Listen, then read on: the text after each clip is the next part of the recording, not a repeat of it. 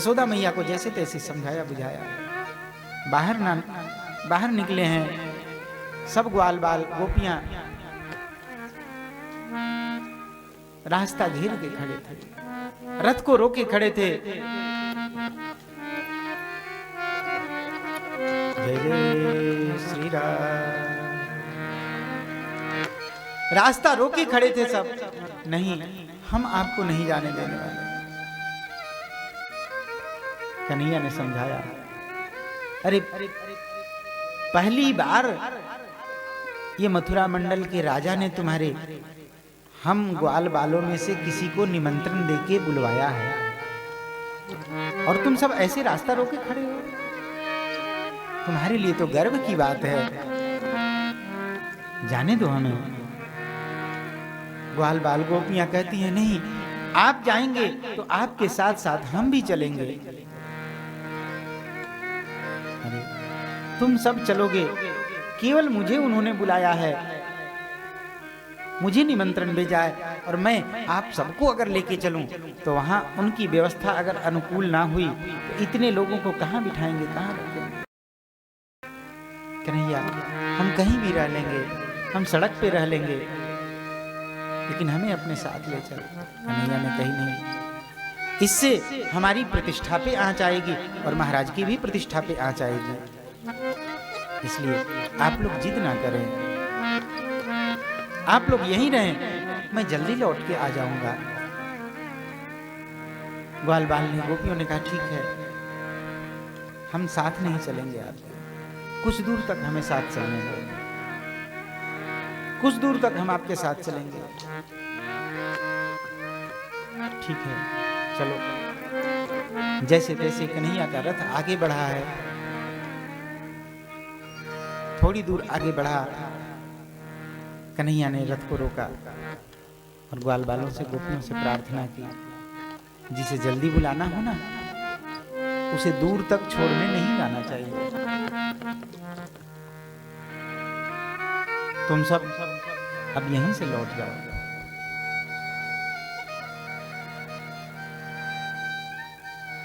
कन्हैया ने ग्वाल बाल गोपियों को वहीं रोक दिया है, अक्रूर जी से रथ बढ़ाने के लिए कहा। रथ आगे बढ़ा, रथ ना लखानी तब श्याम भय अदृश्य तब रथ सो लगाए दृग, रथ ना लखानी लखी ध्वजा अभिलाषा से। ध्वजा ना लखानी तब धूर देखी धार्यो धीर, धूर भई अदृश्य तो समूल गिरि शाखा।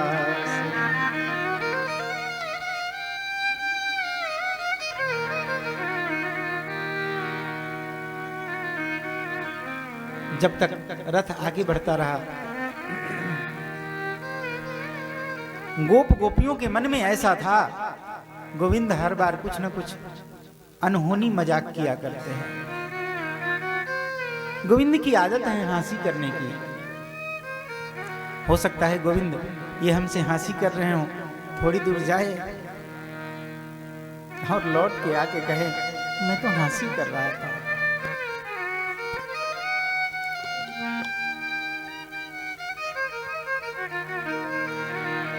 गोपियां ग्वाल बाल इस आशा में खड़े रहे।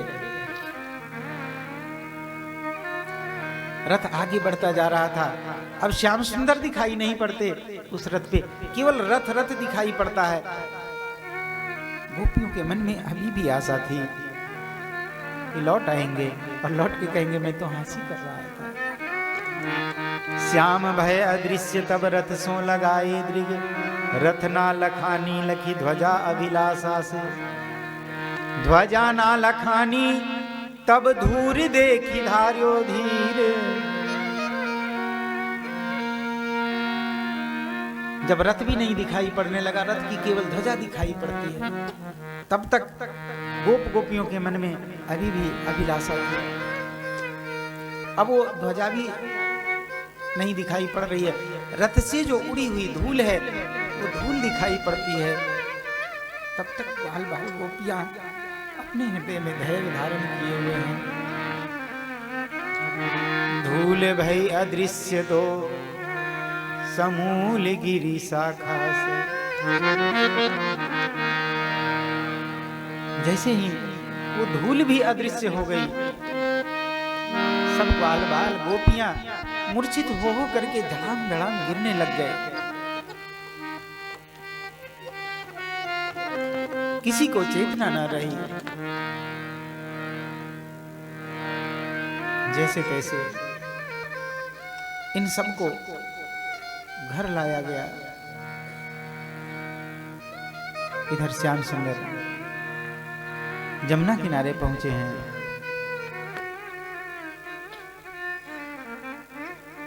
श्री राधा रानी बैठी हुई थी। राधा रानी ने कहा, नाथ, मैं जानती हूं अब आपका अवतार प्रयोजन शुरू हो गया है। मैं आपको रोकूंगी नहीं।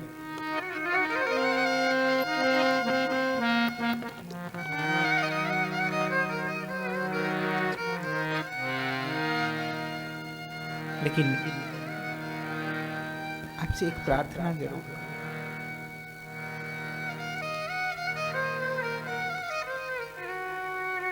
आप जान रहे हैं,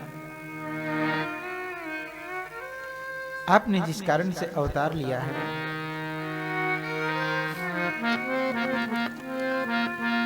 अपने प्रयोजन को सिद्ध कीजिए।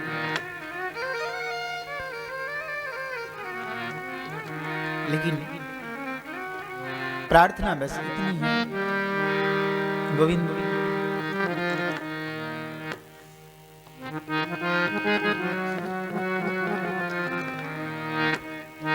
आपके चरणों में इतनी प्रार्थना है, आप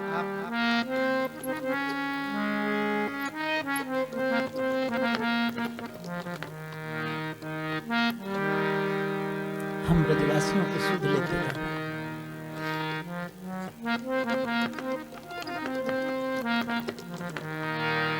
इतना ध्यान रखना, वहां आपके बिना कोई मरने वाला नहीं, लेकिन यहाँ आपके बिना कोई जीने वाला नहीं। गोविंद,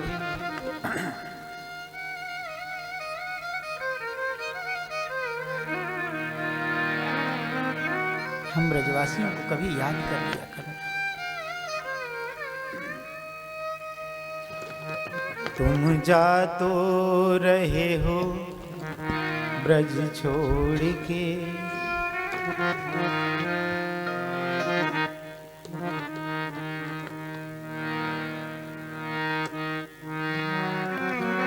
तुम जा तो रहे हो ब्रज छोड़ के, कब आओगे फिर यहाँ लौट के। जा तो रहे हो ब्रज छोड़ के, कब आओगे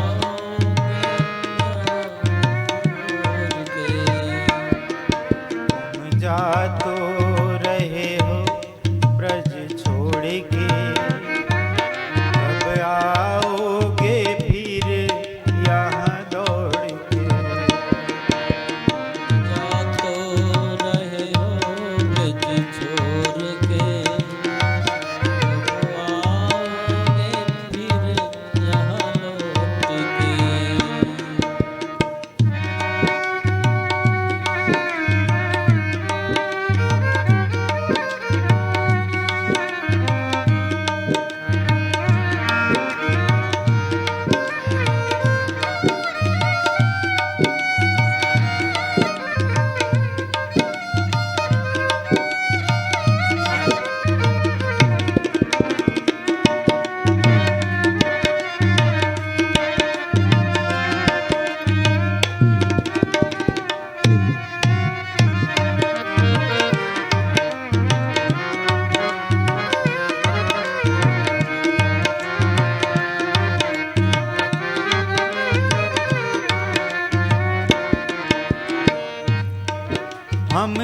तेरे बिना मर जाएंगे, हम तेरे बिना मर जाएंगे। दुख किस किस को अपना सुनाएंगे, दुख किस किस को अपना सुनाएंगे। तुम रहना नहीं मुंह मोड़ के,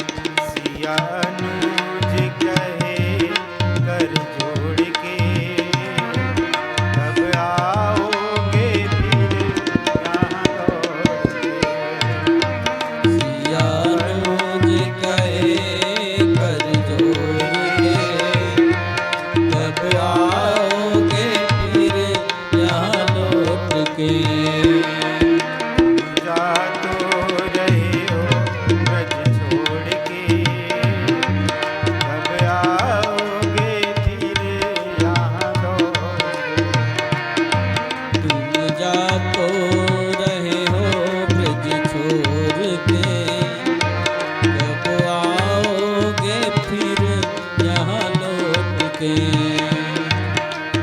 जा तो रहे हो ब्रज छोड़ के, कब आओगे फिर यहाँ लौट के।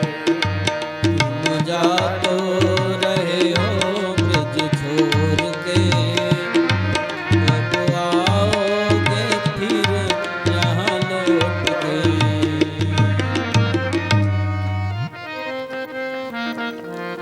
श्री राधा रानी ने गोविंद के चरणों में प्रार्थना की है, गोविंद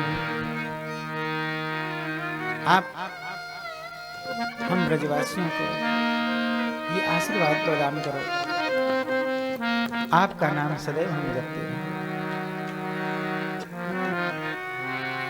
तेरे नाम की माला न टूटे, होवे दर्शन प्राण बल छूटे।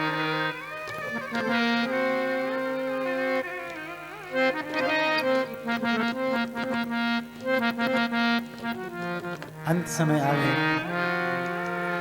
आपका दर्शन जरूर हो जाए, ऐसी कृपा करो नाथ। ये कह के श्री राधा रानी ने गोविंद को प्रणाम किया है। गोविंद वहां से आगे बढ़े हैं। अक्रूर जी के मन में जो संशय था कि कहीं कंस इनको मार न डाले, इनके संशय को दूर करने के लिए कन्हैया ने कही, काका चलो जमुना जी में स्नान कर लेते हैं। जमुना जी में स्नान करने के लिए गए हैं। डुबकी लगाई है अक्रूर जी ने। जल के अंदर श्री कृष्ण दिखाई पड़ते हैं। देखा, बाहर निकल के देखा तो रथ पे भी कृष्ण बैठे हैं, जल के अंदर भी कृष्ण। जब यहाँ वहां दोनों जगह देखने लगे, समझ नहीं आई, हाथ जोड़ लिया है अक्रूर जी ने। भगवान ने अपना चतुर्भुज स्वरूप दिखाया है। काका आप चिंता ना करो, कंस हमारा कुछ नहीं बिगाड़ पाएगा। अक्रूर जी थोड़े निश्चिंत हुए हैं। रथ लेकर मथुरा में आए हैं। इधर मथुरा में कन्हैया आवे इसके पहले श्री नंद बाबा ग्वाल बालों को लेकर मथुरा आ गए हैं। जब नंद बाबा नंद महल में बैठे थे, यशोदा मैया ने रोते रोते कहा, मैं तो स्त्री हूं, मैं तो नहीं जा सकती थी कन्हैया के साथ। आप तो उसके बाबा हो, आप तो चले गए होते उसके साथ। अरे क्या पता, वो यहाँ रहता है तो दिन भर इतना उत्पात मचाता है। यहाँ तो सब ग्वाल बाल गोपियां सब चलो अपने हैं, तो उसके उत्पात को बर्दाश्त कर लेते हैं, मान लेते हैं। लेकिन वहाँ उसने कुछ ऐसा किया तो कौन मानेगा उसकी बात को, कौन उसे समझाने वाला है। आप जाओ। नंद बाबा ने कुछ ग्वाल बालों को साथ लिया है और लेकर मथुरा आ गए हैं। कन्हैया बीच में श्री राधा रानी से मिले, अक्रूर जी का संशय दूर किया। ये ऐसे इसमें कन्हैया को विलंब लगा, इसलिए पहले श्री नंद बाबा और ग्वाल बाल पहुंच गए हैं। सब एक दूसरे से मिले हैं, मिलकर निहाल हो गए।